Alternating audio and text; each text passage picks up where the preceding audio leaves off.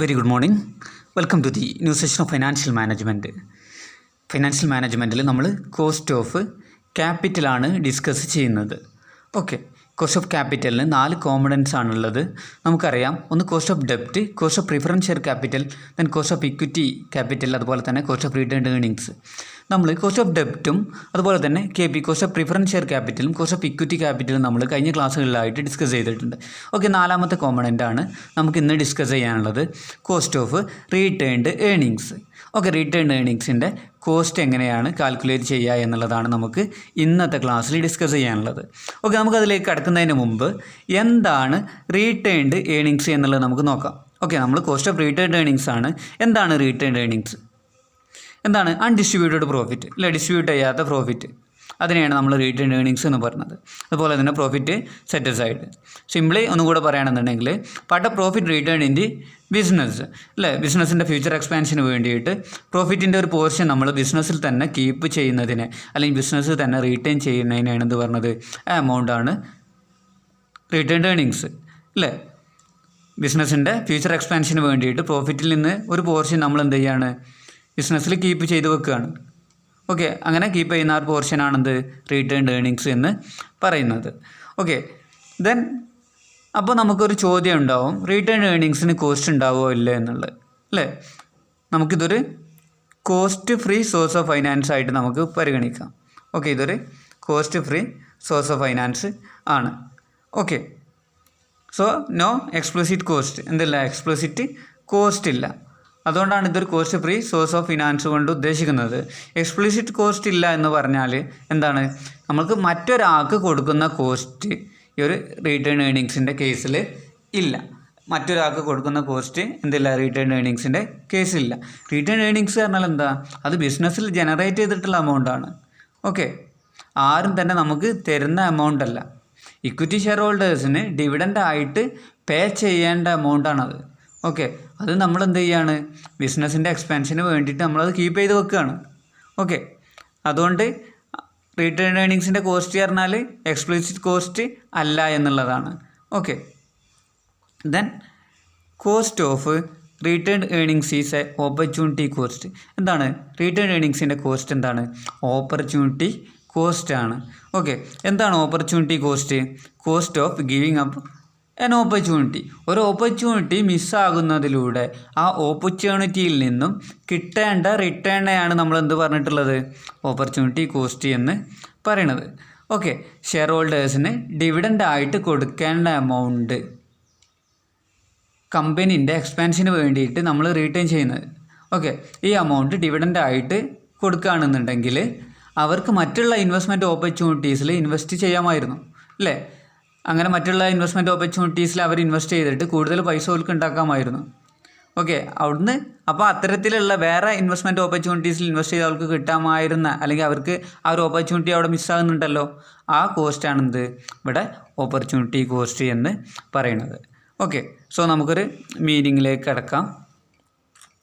Cost of returned earnings, it refers to the rate of return which shareholders can obtain by investing after tax dividend in other securities. എന്താണ്, ആ dividend അവർക്ക് കൊടുത്തിട്ടുണ്ടെങ്കിൽ, ആ dividend കിട്ടിയെങ്കിൽ അത് മറ്റുള്ള ഓപ്പർച്യൂണിറ്റീസിൽ invest ചെയ്തിട്ട് കൂടുതൽ പൈസ ഉണ്ടാക്കാമായിരുന്നു. ഓക്കെ, അത് ഇവിടെ നമ്മൾ റീറ്റെയിൻ ചെയ്ത് വെക്കുന്നത് കൊണ്ട് ആ പൈസ ഉണ്ടാക്കാനുള്ള ആ ഓപ്പർച്യൂണിറ്റി അവിടെ എന്താണ്, മിസ്സാകാണ്. അതാണെന്ത് ഓപ്പർച്യൂണിറ്റി കോസ്റ്റ് കൊണ്ട് ഉദ്ദേശിക്കുന്നത്. അതാണ് കോസ്റ്റ് ഓഫ് റിട്ടേൺ ഏർണിങ്സ്. അപ്പോൾ അവർക്ക് അവിടുന്ന് കിട്ടാമായിരുന്ന റിട്ടേൺ, അതാണെന്ത് ഈ ഒരു cost of return earnings. Okay, അവർ വേറെ എവിടെയെങ്കിലും പോയിട്ട് ഇൻവെസ്റ്റ് ചെയ്യുകയാണെന്നുണ്ടെങ്കിൽ അവർക്ക് കിട്ടാമായിരുന്ന റിട്ടേൺ, അതാണെന്ത് ഓപ്പർച്യൂണിറ്റി കോസ്റ്റ്. അതാണ് കോസ്റ്റ് ഓഫ് റിട്ടേൺഡ് ഏർണിങ്സ് എന്ന് നമ്മൾ പറയുന്നത്. കോസ്റ്റ് ഓഫ് റിട്ടേൺ ഏർണിങ്സിൻ്റെ ഇക്വേഷനാണ്, എങ്ങനെയാണ് cost of return earnings calculate ചെയ്യുക എന്നുള്ളതാണ് നമുക്ക് ഡിസ്കസ് ചെയ്യാനുള്ളത്. ഓക്കെ, എങ്ങനെയാണ് കോസ്റ്റ് ഓഫ് റിട്ടേൺ ഏർണിങ്സ്? നമ്മൾ കോസ്റ്റ് ഓഫ് ഡെപ്റ്റിന് KD എന്ന് എഴുതി, cost of preference share KP എന്ന് എഴുതി, കോസ്റ്റ് ഓഫ് ഇക്വിറ്റി KE എന്ന് എഴുതി. സോ കോസ്റ്റ് ഓഫ് റിട്ടേൺ ഏർണിങ്സിന് നമ്മൾ KR എന്നാണ് എഴുതുക. Okay, KR cost of returned earnings. അപ്പോൾ KR equal to dividend divided by MP okay. Then into 100. Okay, നമ്മൾ ഇനി എന്ത് ചെയ്യണം? 2 അഡ്ജസ്റ്റ്മെൻറ്റ് ഇതിലുണ്ട്. ടാക്സിൻ്റെ അഡ്ജസ്റ്റ്മെൻറ്റും അതുപോലെ തന്നെ ബ്രോക്കറേജ് അല്ലെങ്കിൽ കമ്മീഷന് ഇതിൻ്റെ അഡ്ജസ്റ്റ്മെൻറ്റ്. ഓക്കെ, കാര്യമായിട്ട് നമുക്കിവിടെ 2 അഡ്ജസ്റ്റ്മെൻ്റ് ആണുള്ളത്. സാധാ ഇക്വിറ്റി ക്യാപിറ്റൽ കാൽക്കുലേറ്റ് ചെയ്യുന്നത് പോലെ തന്നെയാണ് എന്ത് റീറ്റേൺ ഏർണിങ്സിൻ്റെ കോസ്റ്റ് നമ്മൾ കാൽക്കുലേറ്റ് ചെയ്യുന്നത്. ഓക്കെ, ഇക്വിറ്റിൻ്റെ കോസ്റ്റ് കാൽക്കുലേറ്റ് ചെയ്യുന്നത് പോലെ തന്നെയാണ് ഈ കോസ്റ്റ് ഓഫ് റീറ്റേൺ ഏർണിങ്സിൻ്റെ കോസ്റ്റ് നമ്മൾ കാൽക്കുലേറ്റ് ചെയ്യുന്നത്. ഓക്കെ, നമ്മൾ ഡിവിഡൻ്റ് ആയിട്ട് ഇഷ്യൂ ചെയ്യുകയാണെന്നുണ്ടെങ്കിൽ, നമ്മൾ ആ റീറ്റേൺ ചെയ്ത് വെച്ചിട്ടുള്ള എമൗണ്ട് ഡിവിഡൻ്റ് ആയിട്ട് ഇഷ്യൂ ചെയ്യുകയാണെന്നുണ്ടെങ്കിൽ നമുക്ക് കിട്ടേണ്ട റിട്ടേൺ ആണ് നമ്മൾ എന്ത് ചെയ്യുന്നത് ഇവിടെ കാൽക്കുലേറ്റ് ചെയ്യുന്നത്. ഓക്കെ, നമ്മളത് ഡിവിഡൻ്റ് ആയിട്ട് ഇഷ്യൂ ചെയ്യുകയാണെന്നുണ്ടെങ്കിൽ കിട്ടേണ്ടതായിട്ടുള്ള റിട്ടേൺ ആണെന്ത് ഇക്വിറ്റി ഷെയർ ഹോൾഡേഴ്സിന് കിട്ടേണ്ടതായിട്ടുള്ള റിട്ടേൺ ആണ് നമ്മളിവിടെ കാൽക്കുലേറ്റ് ചെയ്യുന്നത്. അതാണെന്ത് കോസ്റ്റ് ഓഫ് റീറ്റേൺഡ് ഏർണിങ്സ് എന്ന് പറയുന്നത്. സോ നമുക്ക് ഇക്വേഷനിൽ കിടക്കുക. ഡി പറഞ്ഞാൽ എന്താണ്? ഡിവിഡൻറ്റ്. ഓക്കെ, ഡിവിഡൻ്റ് ആണ് divided by MP market price into 100. ഇവിടെ 2 അഡ്ജസ്റ്റ്മെൻ്റ് ആണുള്ളത്. ഒന്ന് ടാക്സും മറ്റൊന്ന് ബ്രോക്കറേജ് അല്ലെങ്കിൽ കമ്മീഷന്. അപ്പോൾ നമുക്ക് എന്താണ് ആ അഡ്ജസ്റ്റ്മെൻറ്റ് എന്നുള്ളതൊന്ന് ജസ്റ്റ് ബ്രീഫായിട്ട് നോക്കാം. നമുക്ക് ഡീറ്റെയിൽ ആയിട്ടൊന്നുമില്ല കേട്ടോ. ഇതിന് വലിയ റിലേറ്റഡ് ആയിട്ടുള്ള ടഫായിട്ടുള്ള കോംപ്ലിക്കേറ്റഡ് ആയിട്ടുള്ള ക്വസ്റ്റ്യൻസ് ഒന്നും വരാറില്ല. ഓക്കെ, അപ്പോൾ എന്താണ് ഇതുകൊണ്ട് ഉദ്ദേശിക്കുന്നത്? ഇപ്പോൾ നമ്മൾ ശ്രദ്ധിക്കുക, ഡിവിഡൻറ്റ് കിട്ടുന്നതിന് ഷെയർ ഹോൾഡേഴ്സ് ഗവൺമെൻറ്റിക്ക് ടാക്സ് അടക്കണ്ട. ടാക്സ് അടക്കണ ആരാണ്? കമ്പനിയാണ്. ഡിവിഡൻറ്റ് ഡിസ്ട്രിബ്യൂഷൻ ടാക്സ് ആയിട്ടാണ് കമ്പനി അടക്കുക. ഓക്കെ, ഇനി 100% എന്താണ് പ്രോഫിറ്റ് ഫുള്ള് ആർക്ക്? ഇക്വിറ്റി ഷെയർ ഹോൾഡേഴ്സിന് ഡിസ്ട്രിബ്യൂട്ട് ചെയ്യുകയാണെന്നുണ്ടെങ്കിലും എത്രയാണോ നമ്മൾ ഇഷ്യൂ ചെയ്യാൻ വിചാരിച്ചു കഴിഞ്ഞാൽ അല്ലെങ്കിൽ ആ പ്രോഫിറ്റ് ആ എമൗണ്ട് ആർക്ക് കിട്ടൂല? ഫുള്ള് ഇക്വിറ്റി ഷെയർ ഹോൾഡേഴ്സിന് കിട്ടൂല. ടാക്സ് കുറച്ചതിന് ശേഷം മാത്രമുള്ള എമൗണ്ട് ആർക്കേ കിട്ടുള്ളൂ? ഇക്വിറ്റി ഷെയർ ഹോൾഡേഴ്സിന് കിട്ടുള്ളൂ. എന്നാലോ റീറ്റേൺ ഏർണിങ്സിൻ്റെ കേസിൽ അല്ലെങ്കിൽ റിട്ടേൺ ഏർണിങ്സിൻ്റെ മേൽ ടാക്സ് ഇല്ല. അത് എപ്പോഴാണോ ഉപയോഗിക്കുന്നത് അപ്പം ടാക്സ് അടയ്ക്കേണ്ടി വരും. ഓക്കെ, എപ്പോഴാണ് അത് ഉപയോഗിക്കുന്നത് അപ്പം ടാക്സ് അടയ്ക്കേണ്ടി വരും. ഓക്കെ, ഡിവിഡൻറ്റ് ഷെയർ ഹോൾഡേഴ്സിൻ്റെ കയ്യിൽ കിട്ടുമ്പോൾ പേഴ്സണൽ ഇൻകം ആയി വരികയാണ്. അപ്പോൾ അയാൾ എന്ത് ചെയ്താൽ മതി? ടാക്സ് അടച്ചാൽ മതി. അപ്പോൾ എപ്പോഴാണ് അത് ഉപയോഗിക്കുന്നത് അപ്പം എന്ത് ചെയ്താൽ മതി? ടാക്സ് അടച്ചാൽ മതി എന്നുള്ളതാണ്. ഓക്കെ, റിട്ടേൺ ഏർണിങ്സിൻ്റെ മേൽ എന്തില്ല? ടാക്സ് ഇല്ല എന്നുള്ളതാണ്. ദെൻ രണ്ടാമത്തെ കേസ് ബ്രോക്കറേജ്. ഓക്കെ, ബ്രോക്കറേജ് അല്ലെങ്കിൽ കമ്മീഷൻ. അത് നമ്മൾ എന്ത് ചെയ്യും? 1 - B എന്നാണ് നമ്മളത് ഡിനോട്ട് ചെയ്യുക. ഓക്കെ, 1 - B ആയിട്ടാണ് നമ്മൾ ഡിനോട്ട് ചെയ്യുക. ഇപ്പോൾ ഡിവിഡൻറ്റ് കിട്ടുകയാണെന്നുണ്ടെങ്കിൽ അത് ഫ്യൂച്ചറിൽ ഇൻവെസ്റ്റ്മെൻറ്റ് നടത്തുകയാണ് ചെയ്യുന്നത്. അതിന് ബ്രോക്കറേജ് കോസ്റ്റ് അല്ലെങ്കിൽ കമ്മീഷൻ ഉണ്ടാവും. അത് നമ്മൾ എന്ത് ചെയ്യണം? ഇവിടെ അഡ്ജസ്റ്റ് ചെയ്യണം എന്നുള്ളതാണ്. ഓക്കെ, അപ്പോൾ ഇത്ര കാര്യങ്ങളാണ് ഇതിൻ്റെ ഇക്വേഷന്. ഇനി ഗ്രോത്ത് റേറ്റ് വരുന്ന കേസിൽ, ഓക്കെ, ഗ്രോത്ത് റേറ്റ് വരുന്ന കേസിൽ നമ്മൾ cost of return earnings calculate ചെയ്യുന്നത് dividend by MP into 100. Okay, plus G then 1 - T into 1 - B. Okay, B ആണ് കേട്ടോ, 1 - B. ഇവിടെ ആ ഗ്രോത്ത് റേറ്റ് നമ്മൾ അഡ്ജസ്റ്റ് ചെയ്യണം എന്നുള്ളൂ. ഓക്കെ, അപ്പോൾ നമുക്കിനി സിമ്പിളായിട്ട് പറയാം. കോസ്റ്റ് ഓഫ് ഇക്വിറ്റി കാൽക്കുലേറ്റ് ചെയ്യുന്നത് പോലെ തന്നെയാണ് എന്ത് കാൽക്കുലേറ്റ് ചെയ്യുന്നത്? നമ്മൾ cost of return earnings calculate ചെയ്യുന്നത്. ഓക്കെ, കോസ്റ്റ് ഓഫ് ഇക്വിറ്റി എങ്ങനെയാണോ കാൽക്കുലേറ്റ് ചെയ്യുന്നത് അതുപോലെ തന്നെയാണ് cost of return earnings calculate ചെയ്യുന്നത്. പക്ഷേ okay, actually cost of return earnings cost of ഇക്വിറ്റി ക്യാപിറ്റലിനേക്കാളും കുറവാണ്. ഓക്കെ, റിട്ടേൺ ഏർണിങ്സിൻ്റെ ആ കോസ്റ്റാണെന്ത് ഇക്വിറ്റി ക്യാപിറ്റലിൻ്റെ കോസ്റ്റിനേക്കാളും കുറവ്. കാരണം എന്താണെന്ന് വെച്ചാൽ നമുക്ക് ബ്രോക്കറേജ് പോലുള്ള എക്സ്പെൻസോ അതുപോലെ തന്നെ ടാക്സും ഇവിടെ നമ്മൾ അഡ്ജസ്റ്റ് ചെയ്യണം. അതൊന്നും ഇവിടെ ഇല്ല. ഓക്കെ, റിട്ടേൺ ഏർണിങ്സിൻ്റെ ബേസിൽ എന്തില്ല? നമുക്ക് എന്താണ് ടാക്സോ അതുപോലെ തന്നെ എക്സ്പെൻസ് കമ്മീഷന് ബ്രോക്കറേജ് പോലുള്ള എക്സ്പെൻസ് ഇല്ല. അത് നമ്മൾ എന്ത് ചെയ്യണം? ഇവിടെ അഡ്ജസ്റ്റ് ചെയ്യണം. അപ്പോൾ നമുക്ക് സിമ്പിളായിട്ട് ഈ ഒരു രീതിയിൽ എന്ത് ചെയ്യുക? ഇക്വേഷൻ വെക്കാം. KR. Okay, KR equal to KE into 1 - T into 1 - B. Okay, സിമ്പിളാണ്. ഈ ഒരു ഇക്വേഷനിൽ കൃത്യമായിട്ട് നമ്മൾ പഠിച്ചു വെക്കണം. ഓക്കെ, ക്വസ്റ്റ്യനിൽ ഷോർട്ട് ആൻസറിനൊക്കെ വരികയാണെന്നുണ്ടെങ്കിൽ നമുക്ക് കെ ഓൾറെഡി തരും. ഓക്കെ, അതിന് നമ്മൾ ടാക്സും ബ്രോക്കറേജും അഡ്ജസ്റ്റ് ചെയ്താൽ മാത്രം മതി. ഓക്കെ, അപ്പോൾ നമുക്കൊരു പ്രോബ്ലത്തിലേക്ക് കിടക്കാം. ഓക്കെ, അപ്പോൾ ഈ ഒരു കാര്യങ്ങൾ നിങ്ങൾ ശ്രദ്ധിക്കണം. നമ്മൾ പ്രോബ്ലം എന്താണ്, കോസ്റ്റ് ഓഫ് ഇക്വിറ്റിയും കോസ്റ്റ് ഓഫ് റിട്ടേൺ ഏണിങ്സും സെയിം ആണ്. പക്ഷേ കോസ്റ്റ് ഓഫ് റിട്ടേൺ ഏണിങ്സിനെ അപേക്ഷിച്ചിട്ട് അല്ലേ നമുക്ക് എന്താണ് കോസ്റ്റ് ഓഫ് ഇക്വിറ്റി ചിലപ്പോൾ കൂടുതലായിരിക്കാം. അപ്പോൾ നമ്മൾ എന്താണ് കോസ്റ്റ് ഓഫ് റിട്ടേൺ ഏണിങ്സിൽ ടാക്സും ബ്രോക്കറേജും ഇല്ല. ഓക്കെ, അതുകൊണ്ടാണ് കോസ്റ്റ് ഓഫ് ഇക്വിറ്റിനേക്കാളും കോസ്റ്റ് ഓഫ് റിട്ടേൺ ഏണിങ്സ് കുറവാണ് എന്ന് ആക്ച്വലി പറയുന്നത്. ഓക്കെ, പൊതുവെ ഈക്വൽ ആണ് എന്ന് നമ്മൾ ചെയ്യണം, അതേപോലെ തന്നെയാണ് നമ്മൾ ചെയ്യാറുള്ളത്. ഓക്കെ, അപ്പോൾ ജസ്റ്റ് ഈ ഒരു ഇക്വേഷൻ ഒന്ന് കൃത്യമായിട്ട് ശ്രദ്ധിച്ച് വെക്കേണ്ടതായിട്ട് ഉണ്ട്. നമുക്കൊരു പ്രോബ്ലത്തിലേക്ക് കിടക്കാം. ഓക്കെ, നമുക്ക് പ്രോബ്ലത്തിലേക്ക് കിടക്കാം. A firm's KE is 15%. The average tax rate of shareholders 40% and brokerage is 2%. That shareholder will have to pay while investing their dividend in alternative securities. Then what is cost of retained earnings? നമ്മളോട് ഇങ്ങനെയാണ് പറഞ്ഞിട്ടുള്ളത്. എന്താണ്, ഒരു ഫേമിൻ്റെ KE 15%. Okay, cost of equity 15%.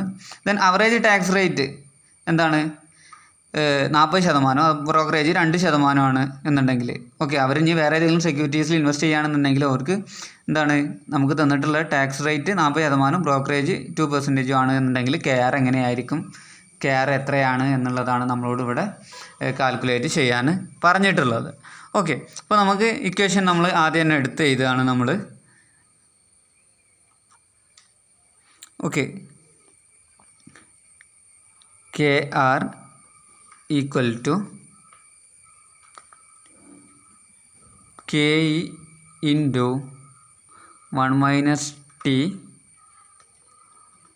Into 1 - B. Okay, B പറഞ്ഞാൽ brokerage അല്ലെങ്കിൽ അതുപോലുള്ള എക്സ്പെൻസുകൾ. നമുക്ക് നേരിട്ട് പ്രോബ്ലം ചെയ്യാം. ഓക്കെ, അപ്പോൾ നമുക്ക് കിട്ടിയ ഇൻഫർമേഷൻസ് നമ്മളിവിടെ എടുത്ത് എഴുതാം. KE നമുക്ക് കോസ്റ്റിൽ തന്നിട്ടുണ്ട് എത്ര, 15%. ഇല്ല, തന്നില്ലേ. ദെൻ നമുക്ക് ടാക്സ് തന്നിട്ടുണ്ട്. ടാക്സ് എത്ര, 40% തന്നിട്ടുള്ളത്. അത് നമ്മളെങ്ങനെ എഴുതാം, 0.4 അല്ലേ, 0.4. ദെൻ ബ്രോക്കറേജ് നമുക്ക് തന്നിട്ടുണ്ട് 2% നമുക്ക് തന്നിട്ടുള്ളത്.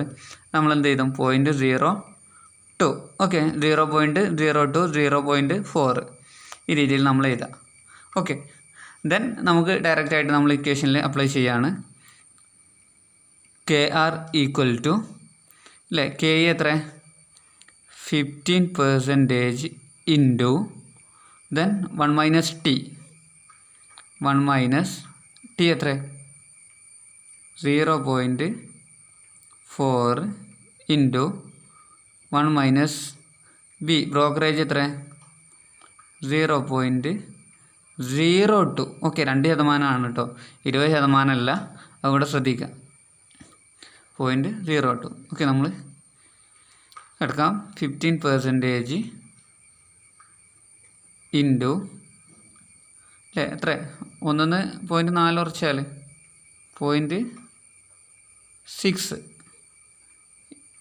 ഇൻറ്റു 0.02 കുറച്ചാൽ എത്ര 0.98 അല്ലേ.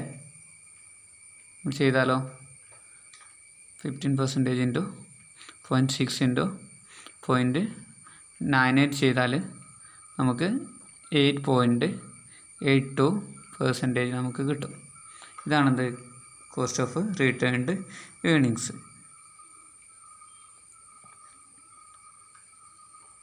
ഓക്കെ, 15% അല്ലേ, ഇത് കുറച്ചാലും 0.6 ദെൻ 1 - 0.02 ചെയ്താൽ 0.98 കിട്ടും. ഉത്തരം 8.82 കിട്ടും. Okay, so K equal to 8.82. Okay, നമ്മളിവിടെ ശ്രദ്ധിക്കേണ്ടത് ഈക്വേഷനാണ്. ഓക്കെ, നമ്മളെന്താണ് KE നിന്നാണ് നമ്മൾ ടാക്സും അതുപോലെ തന്നെ ബ്രോക്കറേജും അഡ്ജസ്റ്റ് ചെയ്യണത്. ഓക്കെ, അത് ഇമ്പോർട്ടൻ്റ് ആണ്. ആ കാര്യങ്ങൾ കൃത്യമായിട്ട് നോക്കി വെക്കേണ്ടതായിട്ട് ഉണ്ട്. അപ്പോൾ ഇക്വേഷൻ നമ്മൾ കൃത്യമായിട്ട് ശ്രദ്ധിക്കണം. ഇപ്പോൾ ബ്രോക്കറേജ് കാര്യങ്ങളാണ് നമ്മൾ ജസ്റ്റ് അഡ്ജസ്റ്റ് ചെയ്യണത്. ഓക്കെ, അതാണ് ഇവിടെ പറഞ്ഞിട്ടുള്ളതും. Okay, dividend by market price into 100 നമ്മൾ ടാക്സും അതുപോലെ ബ്രോക്കറേജും അഡ്ജസ്റ്റ് ചെയ്യുകയാണ്. ദെൻ രണ്ടാമത്തെ കേസിൽ നമ്മൾ ഗ്രോത്ത് ഉണ്ട് എന്നുണ്ടെങ്കിൽ നമ്മളിവിടെ ഗ്രോത്ത് ഇവിടെ അഡ്ജസ്റ്റ് ചെയ്യണം. അതിന് ശേഷമാണ് ടാക്സും ബ്രോക്കറേജും അഡ്ജസ്റ്റ് ചെയ്യുക. ഓക്കെ, ഇനി അല്ലേ നമ്മൾ പറഞ്ഞിട്ടുണ്ട് എന്താണ്, കെ നമുക്ക് ഓൾറെഡി തന്നിട്ടുണ്ടെങ്കിൽ സുഖമാണ്, നമ്മൾ എന്ത് ചെയ്താൽ മതി, അതിലേക്ക് ടാക്സും ബ്രോക്കറേജും അഡ്ജസ്റ്റ് ചെയ്താൽ മതി. ഓക്കെ, കാരണം നമ്മൾ കെ ആറും കെയും ഈക്വൽ ആണ് എന്നുള്ളത് അല്ലേ നമ്മൾ അതേപോലെ തന്നെയാണ് കാൽക്കുലേറ്റ് ചെയ്യണത് എന്നുള്ളത് നമ്മൾ പറഞ്ഞിട്ടുണ്ട്. എന്നാലോ കെയിനെ അപേക്ഷിച്ചിട്ട് കെ ആർ ആയിരിക്കും എന്ത് കുറവ് എന്നുള്ളത്. കാരണം ബ്രോക്കറേജ് ടാക്സൊക്കെ എന്താണ് കെ ആറിൻ്റെ കേസിൽ ഇല്ല എന്നുള്ളതാണ്. അപ്പോൾ നമ്മൾ ഈ ഒരു രീതിയിൽ എന്ത് ചെയ്യുക, കാൽക്കുലേറ്റ് ചെയ്യുക. ഇത്ര കാര്യങ്ങളാണ് ഇന്നത്തെ ക്ലാസ്സിൽ നമുക്ക് ഡിസ്കസ് ചെയ്യാനുള്ളത്.